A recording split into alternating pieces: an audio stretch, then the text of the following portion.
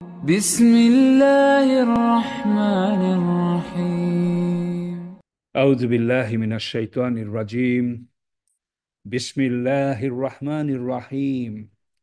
الحمد لله رب العالمين، والصلاة والسلام على سيد المرسلين وعلى آله وأصحابه أجمعين. ربي يسر ولا تؤسر وتمم بالخير. আসসালামু আলাইকুম ওয়া রাহমাতুল্লাহি ওয়া বারাকাতুহু। সম্মানিত দিনী ভাই বোনেরা, আলহামদুলিল্লাহ, প্রতি রবিবারের মতো আজকেও আমরা জুজ আম্মার সিরিজ নিয়ে এসেছি আপনাদের কাছে। আজকে আমরা পরিবেশন করতে যাচ্ছি সূরা আশ-শামস, এবং আমাদের আজকের আলোচিকা থাকবেন উস্তাদা শিরিন ফাতিমা। উস্তাদা শিরিন ফাতিমা, আপনি বিসমিল্লাহ করেন।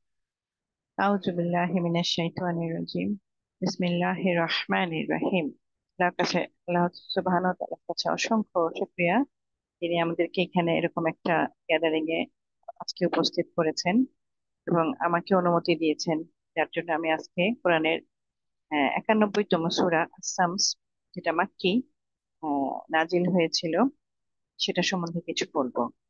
সূরা আস-শামস, এটা নামকরণ নেওয়া হয়েছে সূরাটির প্রথম আয়াতের একটি শব্দ থেকে, যার কেন্দ্রীয় বিষয়বস্তু হচ্ছে যে যে যে ব্যক্তি তার নিজের অন্তরকে পরিশুদ্ধ করে নিল সেই সফল, এবং যে তার অন্তরকে কলুষিত করলো সেই ব্যর্থ হলো। এবং এই সফলতা এবং ব্যর্থতা কিন্তু এই দুনিয়াতে এবং আখিরাতেও এটা চিরস্থায়ী, তাই না?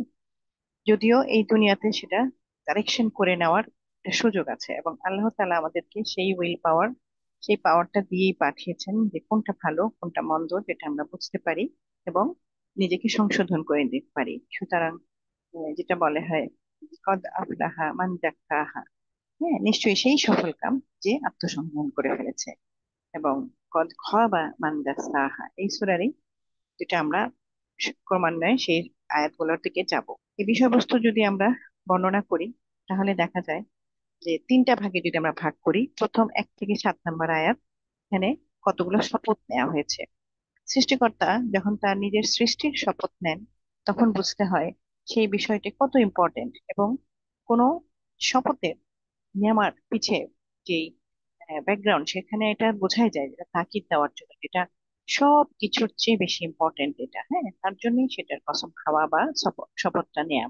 এবং এরপরে দ্বিতীয় ভাগে যদি আমরা আলোচনা করি, সেটা হচ্ছে 8 থেকে 10, যেটা হচ্ছে মাঝামাঝি এই সূরার, যেটা আমি বললাম যে এই সূরার মূল থিমটা কিন্তু ওখানে লেখা আছে, যে সফল কাম এবং ব্যর্থতার মধ্যে যে সফল কামকে বেছে নিল, সফল কাজ করলো এবং সেই অনুযায়ী চললো, সেই ইহকাল এবং পরকালে সফল কাম হবে। এবং সবার শেষে 11 থেকে 15 নম্বর আয়াত, টোটাল 15 আয়াত সম্বলিত এই সূরায় 15 নম্বর আয়াত পর্যন্ত, 11 থেকে 15 নম্বর আয়াতে আল্লাহ তাআলা সামুদ জাতির উদাহরণ দিয়েছেন। এটাও একটা কোরআনের স্টাইল, যে কোনো পূর্বের জাতির ঘটনা বর্ণনা করা, যাতে আমরা নিজেরা সেই জাতির পরিণাম জেনে নিজেদেরকে সংশোধন করতে পারি। এবং আল্লাহ তাআলা এটা উল্লেখ করে দিয়েছেন সেই জাতি কি ভুল করেছিল, তাদেরকে সতর্ককারী হিসাবে শুআয়ব আলাইহিস সালামকে পাঠানো হয়েছিল।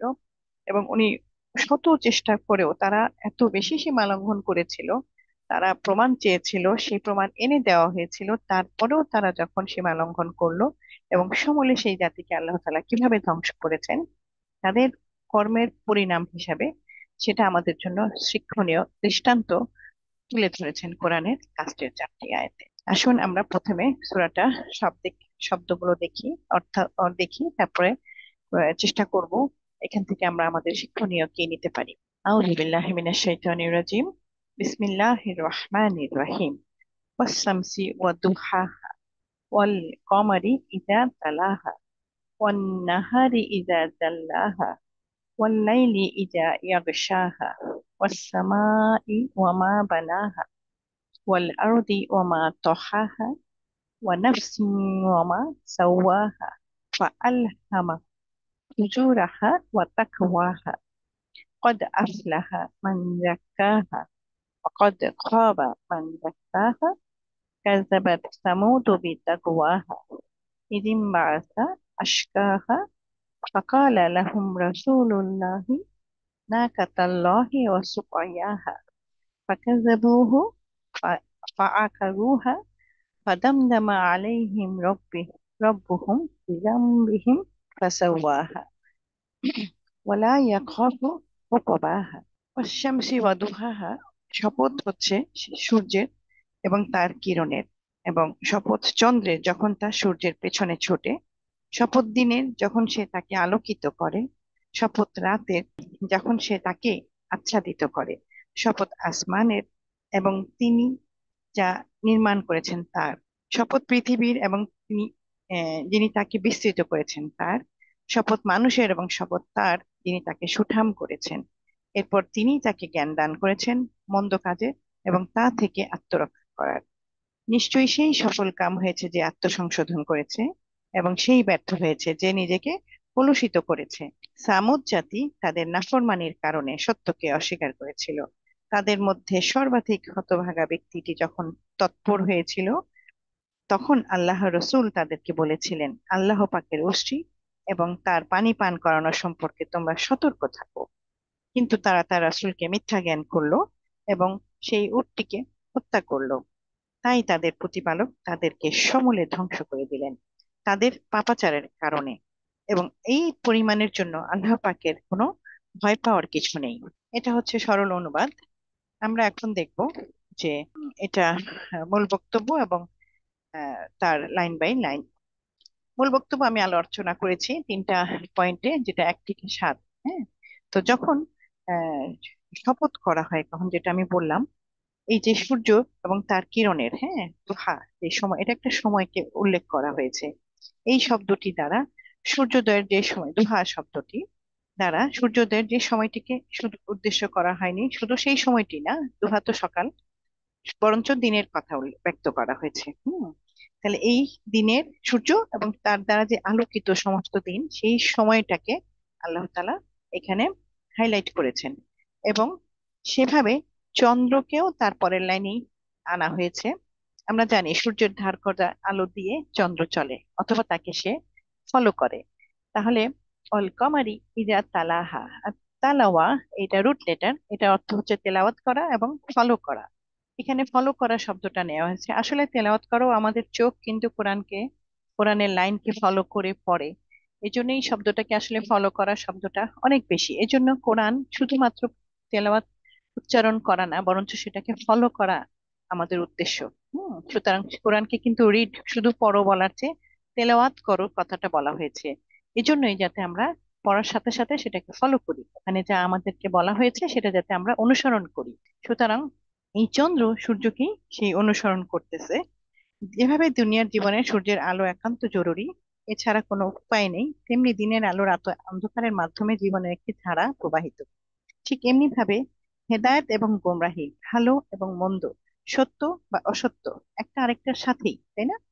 বস্তুত সূর্যের আলোর ন্যায় নবুয়ত, সূর্যের আলোকে যদি আমি নবুয়ত, জ্ঞান, আলো এগুলাকে যদি বলি, তাহলে সেই আকাশের সূর্যের মতো হেদায়েতও আমাদের কাছে আলো বিতরণ করে।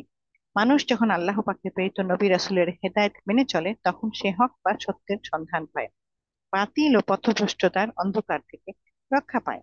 পক্ষান্তরে যারা নবী রাসূলগণের হেদায়েত মেনে চলতে অস্বীকৃতি জানায়, তাকে বিরোধিতা করে, তখন তারা গোমরাহির অন্ধকারে আচ্ছন্ন হয়ে যায়, তাদের জীবনে নেমে আসে রাত, তাই না? সৃষ্টির প্রথম দিন থেকেই এই নিয়ম চলে এসেছে। চন্দ্র সূর্য, দিবারাত্রি, আসমান জমিন, এসব কিছুই মানব জীবনের সঙ্গে ওতপ্রোতভাবে জড়িত। এবং এই সব কয়টি শব্দই কিন্তু আল্লাহ তাআলা এই সূরাতে কসম হিসেবে নিয়ে এসেছেন। লক্ষণীয় বিষয় এই যে মানুষ জমিনে কোনো বীজ বপন করে, এ দ্বারা বাতাস, মৌসুম, উষ্ণতা সব মিলে যখন আসমান থেকে বাড়ি বর্ষণের মাধ্যমে আলটিমেটলি সেই বীজ থেকে একটি চারা বের হয়, সেই রকমই আল্লাহ পাকের নির্দেশ মোতাবেক মাটির বুকে সে যেমন চলে আসে, আমরা তখন তাকে দেখতে পারি দিনের আলোয়। সূর্যের তাপ, চন্দ্রের আলো তাদের প্রতি তাদের দায়িত্ব পালন করে এভাবেই। ঠিক এভাবে মানুষের প্রবৃত্তি, যেটা আল্লাহ পাক জমিনের ন্যায় তার মারেফাত এবং তার প্রতি আনুগত্যের বীজ বপন করেছেন মানুষের অন্তরে।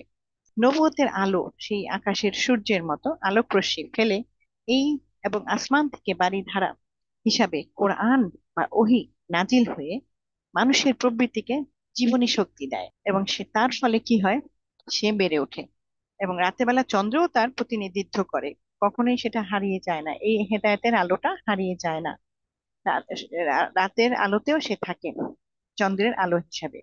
এবং নবুয়তের আকাশের সূর্য যদি আমাদের রাসূল করিম সাল্লাল্লাহু আলাইহি সাল্লাম হয়ে থাকেন, আমরা যদি ধরে নিই তার তিরোধানের পর তার খোলাফায়ে রাশিদিন, সাহাবায়ে কেরাম, তাবেইন, তাবেইন, যুগে যুগে আউলিয়া কেরাম, এবং আলটিমেটলি আমরা যারা এই দাওয়াতের কাজ করতেছি, হ্যাঁ, তাদের সেই রেখে যাওয়া সেই নূর থেকে, নবীদের সেই নূর থেকেই, সেই জ্ঞান থেকেই আমরা তার জ্ঞানকে বিতরণ করছি।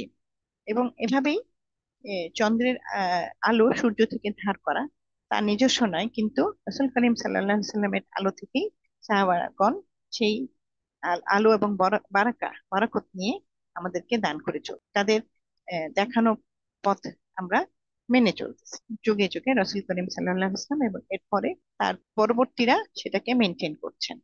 এভাবে এই যে দিন এবং রাতের যে শপথ, তারপরে আল্লাহ তাআলা আবার দুইটি ইম্পর্টেন্ট জিনিস এনেছেন, সেটা হচ্ছে আসমান এবং পৃথিবী। তাহলে যখন শপথ হচ্ছে যিনি ওয়াসসামা ওমা বানাহা, এরপরের লাইনে যেটা, না তার আগের লাইনে লাইলিটা আমি বলেছি, যেটা আচ্ছাদিত করে রাতকে, দিনকে রাত, এবং সেই রাতেও কিন্তু আমরা অলরেডি চন্দ্রের মাধ্যমে হলে হেদায়েতের সেই নূরটা পেতে দেয়। এরপরে যে আল্লাহ তাআলা বলেছেন ওয়াসসামা ওমা বানাহা, এবং শপথ আসমানের, তিনি যা নির্মাণ করেছেন তার।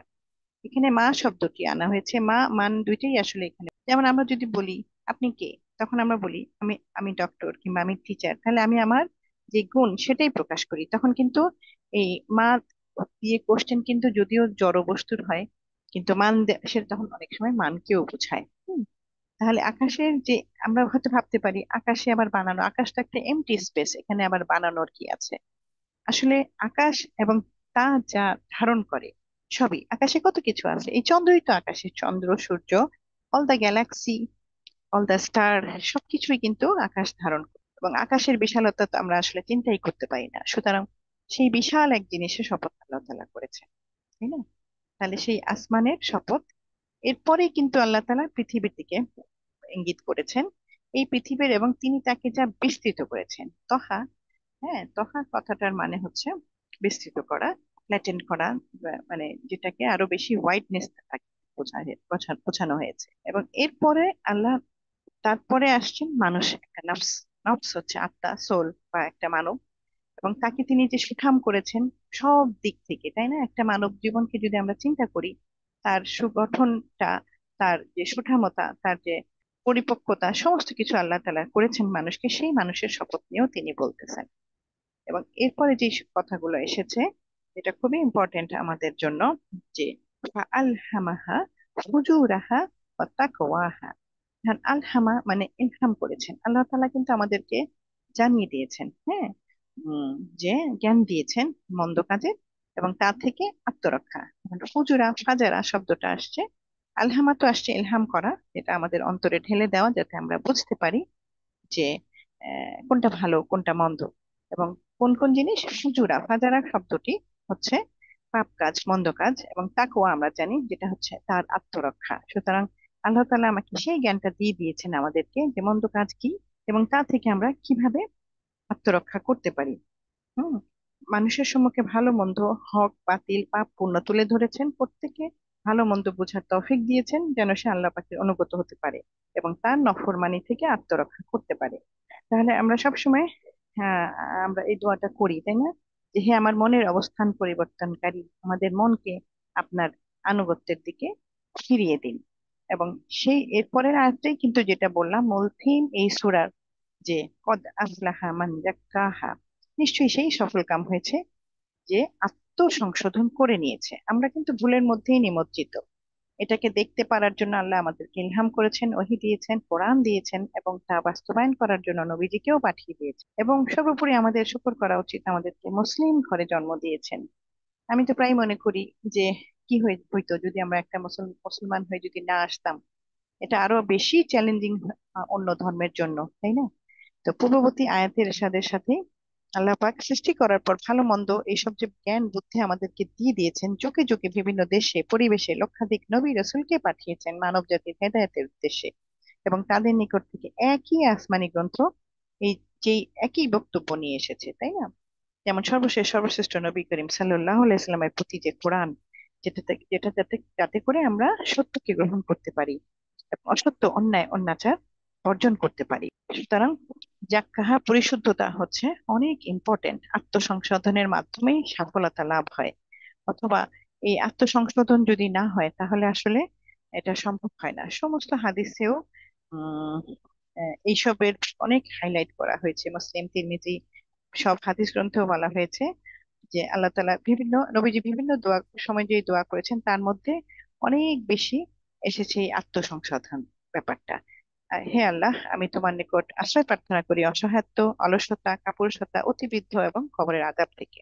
এবং বিভিন্ন ভাবেই এই যে আমাদেরকে পবিত্রতা হওয়ার জন্য অনেক বেশি তাগিদ দেওয়া হয়েছে।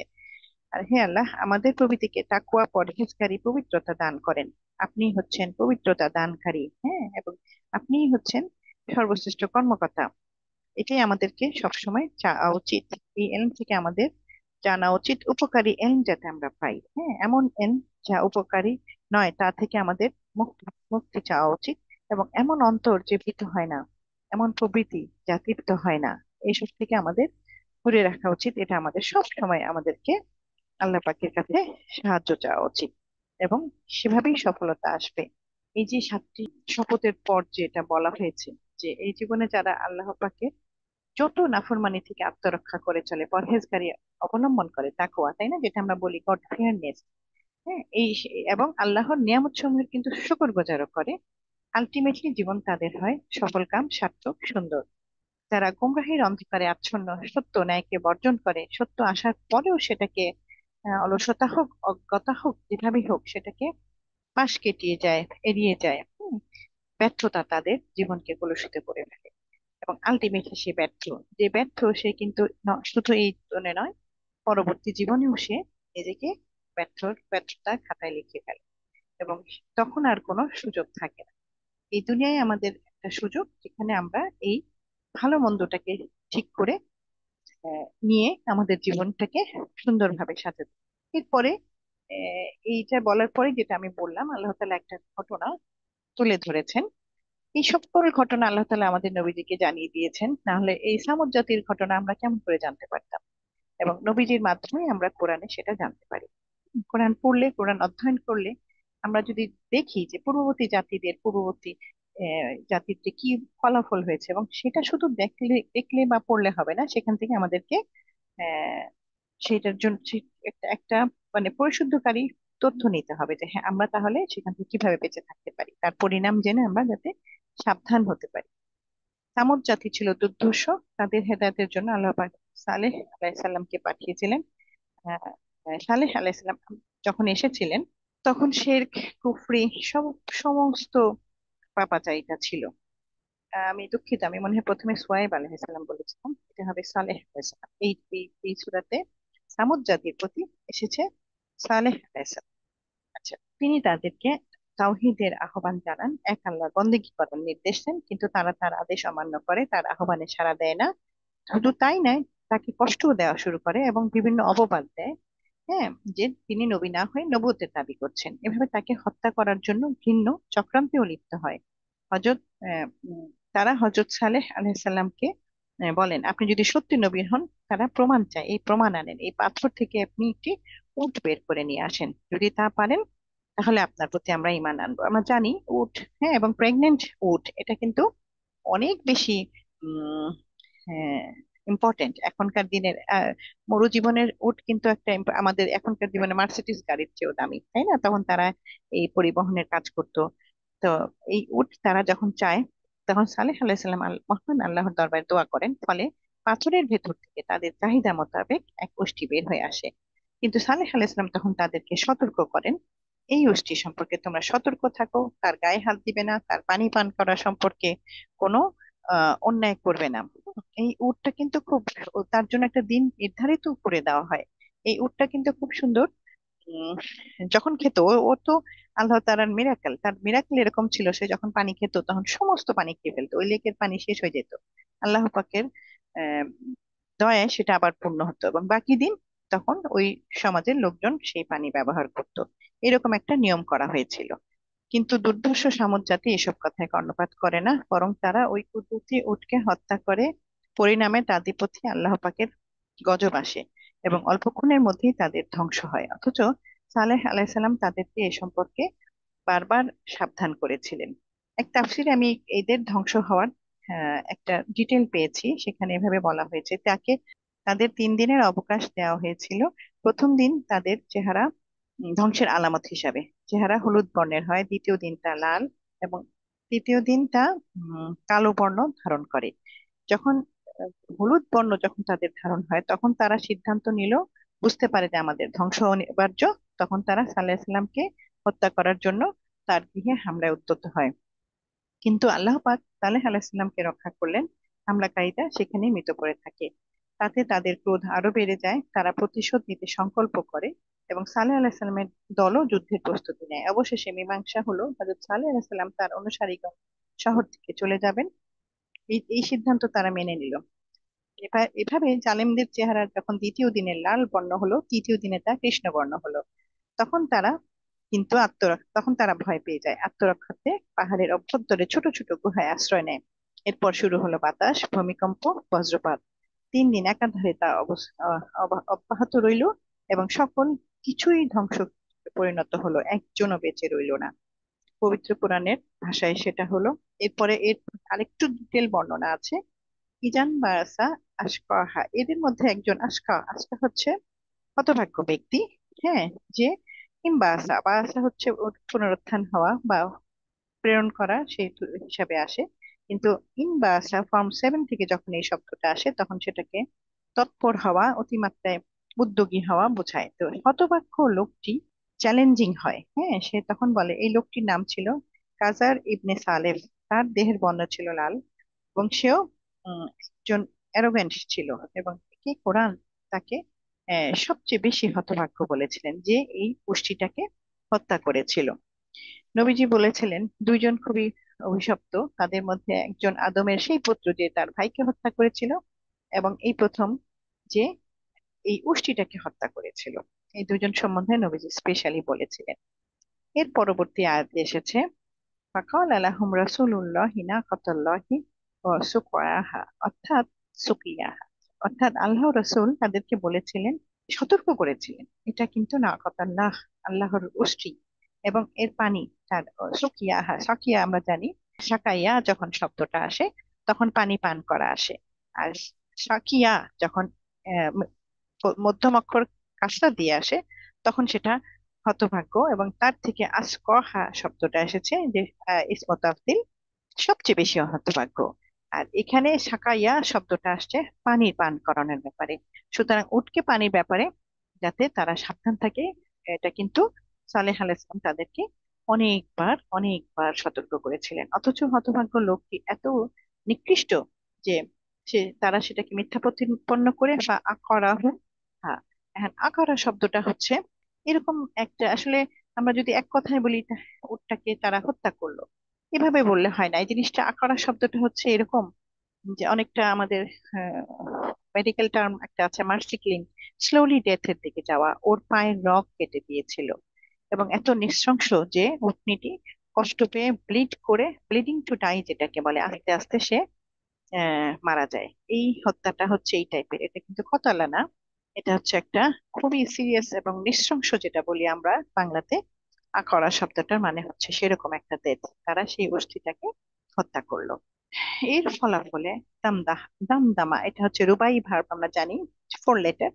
দামদামা কথাটার মানে হচ্ছে একদম ধ্বংস করে দেওয়া, সমূলে। হ্যাঁ, তাদেরকে, তাদের রব তাদেরকে ধ্বংস করে দিল। কেন? বিজাম বিহিম, তাদের জাম্বা আমরা জানি জন্য, এটা হচ্ছে পাপ। তাদের পাপের কারণে আল্লাহ তাআলা তাদেরকে এমন সমূল, কমপ্লিট ক্রাশ যেটাকে বলে দামদামা, যেটা আমি উল্লেখ করলাম, যে তারা সমস্ত জাতি সহ, সমস্ত মানুষ সহ সমূলে ধ্বংস করা হয়েছে তাদের পাপাচারের কারণে। এবং ওয়াহা, সমান করে দেওয়া, হয় না যে ভূমিতে একদম মাটির সাথে মিশিয়ে দেওয়া, এই রকম একটা শাস্তি তারা পেয়েছিল। এবং সর্বশেষে আল্লাহ তাআলা বলেছেন, ওয়ালা ইয়াখাফু উকবাহা, এই যে পরিণতি, উকবাহা তাদের যে পরিণতি হলো, সেটার জন্য আল্লাহ তাআলা ভয় পান না, এটার জন্য তার কোনো আশঙ্কারও কিছু নেই। এই পরিণাম আল্লাহ তাআলা দিয়েই থাকেন, তিনি সৃষ্টিকর্তা, তিনিই তো ধ্বংস করতে পারেন। সুতরাং আল্লাহ পাক কারো কোনো পরোয়া করেন না, তিনি যা সিদ্ধান্ত করেন তাই কার্যকর হয়, এবং তিনি সর্বোপর ক্ষমতার অধিকারী, পরিণতি তো তার হাতেই।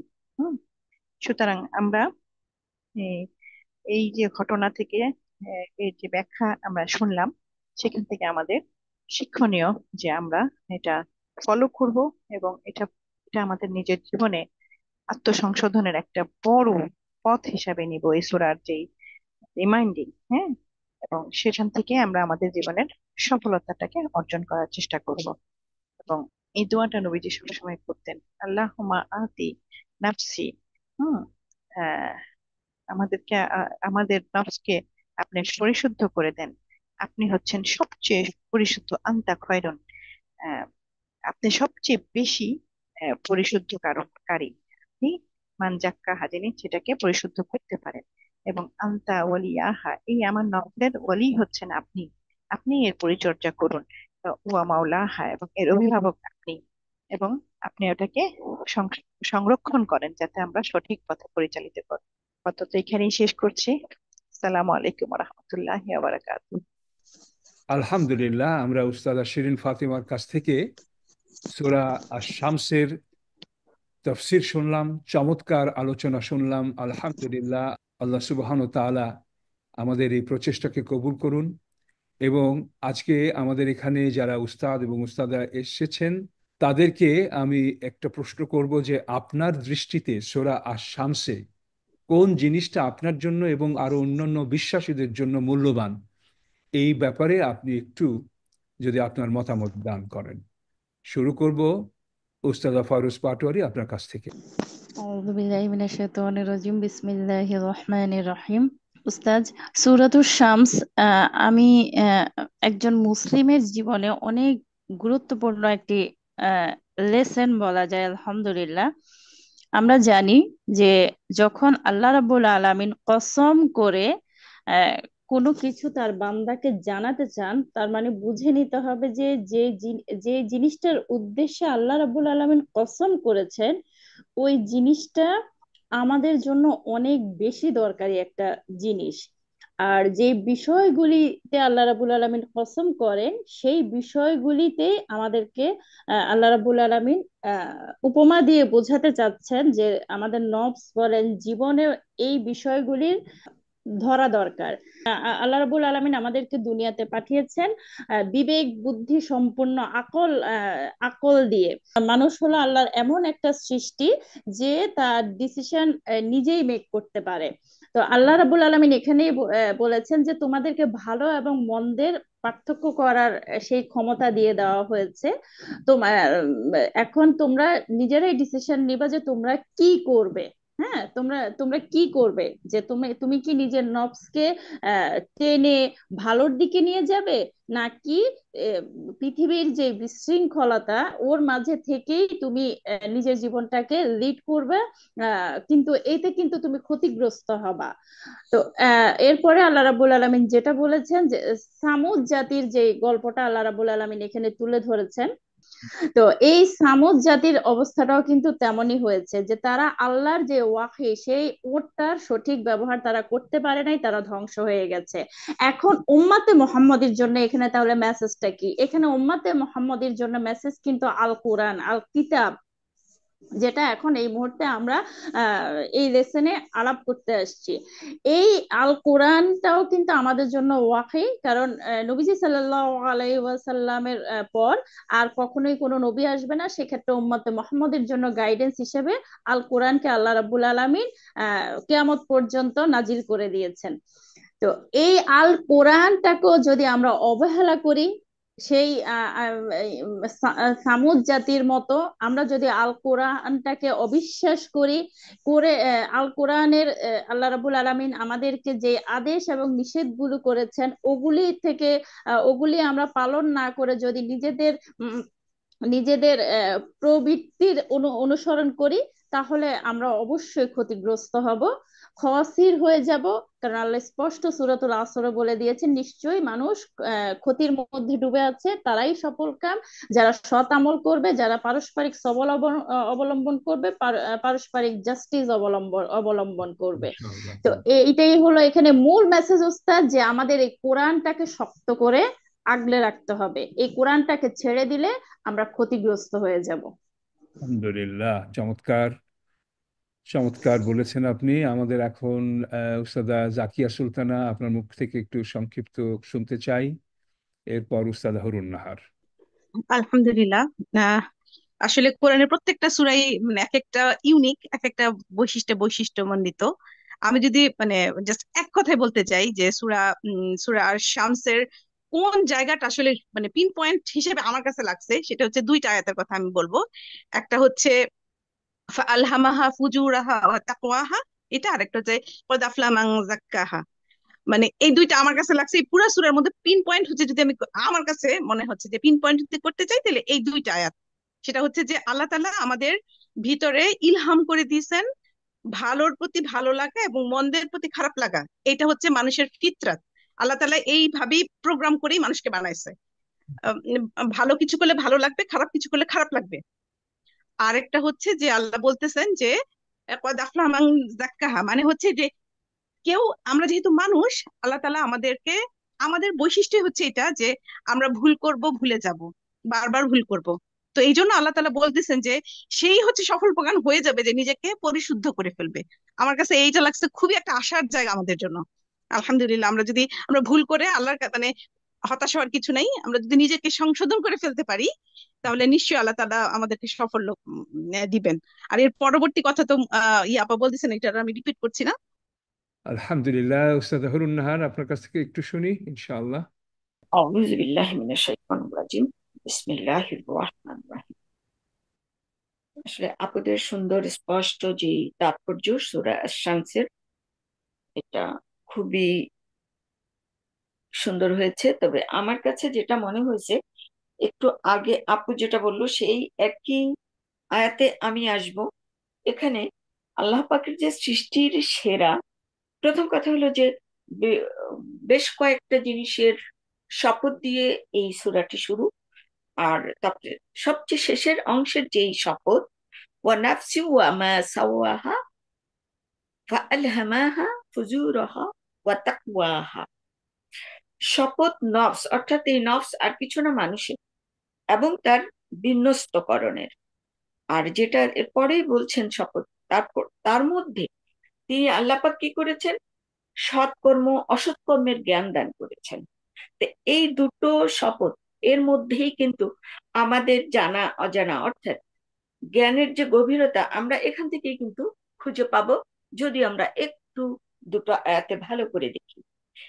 এবং এই দুটো আয়াতের পরিপ্রেক্ষিতেই আহ শপথ, এবং এই দুটো আয়াতের পরে যে আয়াতটা আসছে, কদ আফলাহা মান তাযাক্কাহা ওয়া কদ খাবা মান দাসসাহা, দুটো স্পষ্ট করে দেওয়া হয়েছে। ওখানে যেমন বলা হয়েছে যে সৎকর্ম এবং অসৎকর্ম, ফুজুরাহা ওয়া তাকওয়াহা, অর্থাৎ ভালো এবং মন্দ। ঠিক একই রকমের বাক্য আল্লাহ পাক আরো বলেছেন, সূরা বালাদে বলেছেন, ওয়া হাদাইনাহু নাজদাইনি, আমরা বান্দাকে অর্থাৎ মানুষকে আমরা দুটি পথ দেখিয়েছি। এই দুটি পথ আর কোনো নয়, অন্য কিছু নয়, ভালো এবং মন্দ। আর আমরা জানি যে আল্লাহ পাকের যে মানুষের যে সৃষ্টি, এটা হলো আল্লাহ পাক মানুষকে কি করেছেন, পরীক্ষা করার জন্য সৃষ্টি করেছেন। কাজেই সদিচ্ছা এবং অসৎ ইচ্ছা দুটোর যে প্রেরণা, ওটা মানুষের মধ্যে আল্লাহ পাক দিয়ে দিয়েছেন। এরপরে আল্লাহ পাক আমাদের যেটা মনে রাখার বিষয়, সেটা হলো যে এরপরেও আল্লাহ পাক কি করেছেন, এক বিশেষ ক্ষমতা মানুষকে দিয়েছেন। সে কি ইচ্ছা করলে সৎকর্ম সে বেছে নিতে পারবে, অসৎকর্ম সে বেছে নিতে পারবে, এবং তার উপরেই নির্ভর করে তার পরবর্তী জীবন অর্থাৎ আখিরাতের জীবনের জান্নাত অথবা জাহান্নাম। এই যে এবং যার কারণে বলা হচ্ছে কদ আফলাহ মান যাক্কাহা, কখন যে সফলকাম সেই, ওই যে জান্নাত, জান্নাত কার জন্য? যে সফলকাম তার জন্যই, যে তার নাফসকে পরিশুদ্ধ করে। আমরা জানি যে আমাদের ভুল ভ্রান্তি থাকে, অথবা কখনো কখনো আমরা জেনে করি, কখনো আমাদের অগোচরে। তো সবকিছু মিলিয়ে যার কারণে আমাদেরকে কি করতে বলা হয়, যে সব সময় আল্লাহর কাছে চাইতে হবে যে আমি যেন শুদ্ধ কাজ করতে পারি, বিশুদ্ধ মনে যে কোনো কাজ, যে কোনো প্রেরণা, যা কিছু শুদ্ধ সেটাই যেন আমার মনে আসে, এবং আমি সেটাকেই যেন এস্টাবলিশ করতে পারি। মানে আলাতে আমরা এই আয়াতটা পাই। আল্লাহ পাক এখানেও একই কথা বলেছেন যে সফলকাম সেই যে আত্মশুদ্ধি করলো। তাহলে আত্মশুদ্ধি করার মধ্য দিয়েই যে আমরা সফল, সেটাই আল্লাহ পাক কোরআনে আবারও উল্লেখ করেছেন। এই যে আমাদেরকে শিক্ষা দেওয়ার জন্য, আমাদেরকে বুঝানোর জন্য আল্লাহ পাকের যে চেষ্টা, কোরআন পাকের মধ্য দিয়ে আমাদেরকে বিভিন্ন ভাবে সেই রাস্তাগুলো দেখিয়েছেন। তো এবং আমরা রাসূল সাল্লাল্লাহু আলাইহি ওয়াসাল্লামের কাছে এক ওহী আসলো, যেমন সূরা বাকারাতে আসছে যে আয়াতটা, ওয়া ইযা সাআলাকা ইবাদি আন্নী ফাইন্নী করিব, যখন আমার বান্দারা আপনার কাছে জিজ্ঞাসা করবে, বলবেন যে আমি তাদের নিকটেই আছি। উজিবু দাওয়াতাদ দাঈ ইযা দাআনি, আমি নিকটেই আছি, আমি মঞ্জুর করি আবেদনকারীর আবেদন যখন তারা আমার কাছে আবেদন করে। ফালিয়াস্তাজিবু লি ওয়া লিয়ুমিনু বি লাআল্লাহুম ইয়ারশুদুন, আমার দৃঢ় বিশ্বাস যে তারা আমার বিধান মেনে চললে তারা সুপথ লাভ করবে। এই যে আল্লাহ পাক নিজেই বলে দিয়েছেন কিভাবে আমরা পাবো। তো কাজেই আমার মনে হয় এইটাই আমরা সবসময় মনে রাখার চেষ্টা করব।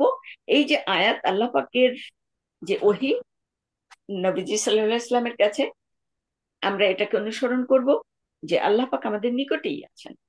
তাহলেই আমরা আমাদের ভুলের জন্য যেমন আল্লাহর পাকের কাছে ক্ষমা চাইবো, তেমনি আমরা যাতে ভালো পথে থাকতে পারি, সুপথে চলতে পারি, এবং সবসময় আল্লাহ ভীরু অর্থাৎ আল্লাহ ভীতি মনে পোষণ করে আমাদের কাজগুলো করতে পারি, তবে আমরা কি পাবো, সফল হয়ে আমরা জান্নাতের বাসিন্দা হতে পারবো। তো এটাই আমার কথা। কারণ পরবর্তী জায়গাতে আসছে ওয়াকাদ খাবা মান দাসসাহা, আর এর বিপরীত অর্থাৎ আমাদের নফসকে আমরা যদি কলুষিত করি, তবে আমাদের জন্য খারাপ পরিণাম, অর্থাৎ আমাদের আখিরাতে আমাদের শাস্তি, এবং আল্লাহর দেওয়া বড় শাস্তি মানে জাহান্নামের আগুন। তো কাজেই আমরা তা থেকে যেন মাপ পেতে পারি, আমাদের সবসময় আল্লাহ পাকের কাছে ক্ষমা চাইতে হবে এবং নিজেকে শুদ্ধ করার চেষ্টা থাকতে হবে। আমিন। আলহামদুলিল্লাহ। আলহামদুলিল্লাহ, হুম। চমৎকার সমাপ্তি টানলেন, এবং আমাদের উস্তাদ আবু বকর সিদ্দিক, আপনার কাছ থেকে সবশেষে শুনবো। জি, আউযু বিল্লাহি মিনাশ শাইতানির রাজিম, বিসমিল্লাহির রহমানির রহিম। বিষয়বস্তু এই সূরাতুস শামস, এটা মাক্কি সূরা। এটার বিষয়বস্তু পর্যালোচনা করলে আমরা দেখতে পাই এই সূরাটি মহানবী সাল্লাল্লাহু আলাইহি সাল্লামের মাক্কি জীবনের প্রথম দিকে অবতীর্ণ হয়েছিল। তবে নবী করিম সাল্লাল্লাহু আলাইহি সাল্লামের বিরোধিতা তখন প্রবলভাবে শুরু হয়েছিল। এই সূরায় সামুদ জাতির কুফর ও আল্লাহদ্রোহিতার উল্লেখ করে মক্কার কুরাইশদেরকে তাদের কুফর, শিরক ও আল্লাহদ্রোহিতার অশুভ পরিণাম সম্পর্কে সতর্ক করে দেওয়া হয়েছে। এই সূরার সারমর্ম যদি আমরা দেখি, নেকি, বদি, পাপ ও পুণ্যের পার্থক্য বোঝানো এই সূরার বিষয়বস্তু। যারা এই পার্থক্য বুঝতে অস্বীকার করে এবং পাপের পথে চলতেই থাকে, তাদেরকে অশুভ পরিণতি সম্পর্কে হুঁশিয়ার করা হয়েছে। সূরাটির মূল বক্তব্যকে আমরা সংক্ষেপে দুই ভাগে ভাগ করতে পারি। প্রথম থেকে 10 আয়াতের মধ্যে যে মেসেজটা দেওয়া হয়েছে, চন্দ্র সূর্য, দিন রাত, আসমান জমিন এগুলো পরস্পর থেকে ভিন্ন। এদের ক্রিয়া, প্রভাব, ফলাফল, পাপ, পুণ্য, ন্যায়, অন্যায় পরস্পর বিরোধী। এবং এখানে যে মেসেজটা দেওয়া হয়েছে, যারা মানে ভালো পথে চলবে, পুণ্যের পথে চলবে, তারা পুরস্কৃত হবে, আর যারা অন্যায়ের পথে চলবে, পাপের পথে চলবে, তারা ধ্বংস হবে এবং তাদের জন্য খুব কঠোর শাস্তির বিধান রয়েছে। আর দ্বিতীয় অংশে যেটা বলা হয়েছে, সামুদ জাতির ঐতিহাসিক একটা দৃষ্টান্ত পেশ করা হয়েছে, যেখানে রেসালাত ও নবুয়তের গুরুত্ব বোঝানো হয়েছে। তাদের দাবি অনুযায়ী মানে সেই সম্প্রদায় দাবি করেছিল একটা উষ্ট্রি, যে হজরত সালেহ আলাইসাল্লামের কথা এখানে মুজিজা স্বরূপ তাদের সম্মুখে পেশ করার জন্য। তাদেরকে সতর্ক করা সত্ত্বেও উক্ত জাতির দুষ্টতম ব্যক্তি জাতির ইচ্ছা অনুযায়ী তাকে হত্যা করলো। তারই ফলে আল্লাহ তাআলা রাগান্বিত হয়ে গোটা সামুদ জাতিকে ধ্বংস করে দিলেন। ফাইনালি আল্লাহ যে মেসেজটা আরো দিয়েছেন যে দুনিয়ার বাদশা শাসকদের মতো আল্লাহ নন। তিনি কোনো জাতির বিরুদ্ধে পদক্ষেপ গ্রহণ করার সময় এর পরিণাম কি হবে এ কথা তিনি ভাবতে বাধ্য নন। তিনি সবার উপর কর্তৃত্বশালী। সামুদ জাতির সাহায্যকারী এমন কোন শক্তি আছে কি? আল্লাহর কথা হচ্ছে নোবডি। তার প্রতিশোধ নিতে এগিয়ে আসবে এই ভয় তার নাই। ফাইনালি এটাই মেসেজ, যে যেমন কাজ করবে তার প্রতিফল তাকে পেতে হবে, এবং আল্লাহ তাআলা শপথের মাধ্যমে বারংবার এই বিষয়টি আমাদেরকে স্মরণ করিয়ে দিয়েছেন। আলহামদুলিল্লাহ। মাশাআল্লাহ। আজকে সূরা আশ-শামসের মাধ্যমে আমরা অনেক কিছু আবার আমাদের পুনরাবৃত্তি হলো। আলহামদুলিল্লাহ, আমাদের সামনে দুটি পথ এবং দুটি পথই খোলা আছেন। দুটি পথেই আমাদের জন্য অনুপ্রেরণা রয়েছে, আমাদের দুটো পথে আমাদের টানছে। আল্লাহ আমাদেরকে সেই তৌফিক, সেই নসিব দান করুন, আমরা যাতে সঠিক পথে থাকতে পারি এবং আমাদের স্বপ্নের বাসস্থান আমরা যাতে জান্নাতে প্রবেশ করতে পারি। এই কথা বলেই আজকে আমাদের আলোচনা শেষ করলাম। বারাকাল্লাহু ফিকুম, সুবহানাকা আল্লাহুম্মা ওয়া বিহামদিকা, আশহাদু আল্লা ইলাহা ইল্লা আনতা আস্তাগফিরুকা ওয়া আতুবু ইলাইক। আসসালামু আলাইকুম ওয়া রাহমাতুল্লাহি ওয়া বারাকাতুহু। سبحانك اللهم وبحمدك أشهد أن لا إله إلا أنت أستغفرك وأتوب إليك। এই ভিডিওটি ভালো লেগে থাকলে অনুগ্রহ করে আমাদের চ্যানেল সাবস্ক্রাইব করুন। তাছাড়া ভিডিও লাইক ও শেয়ার করুন এবং পরিচিত সকলকে আমাদের কোর্সগুলোতে যোগ দিতে বলুন। আমাদের ওয়েবসাইট অ্যাড্রেস www.alquraninstitute.net। এই ওয়েবসাইট ভিজিট করে যে কেউ আমাদের সকল কোর্সে রেজিস্ট্রেশন করতে পারেন।